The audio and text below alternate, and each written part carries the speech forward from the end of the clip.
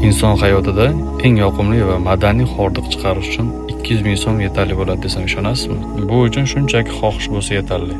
Birinchi qiladigan ishingiz bolalar va onalarni mashinaga solasiz va Qulupnay dala tarafga qarab yo'l olasiz.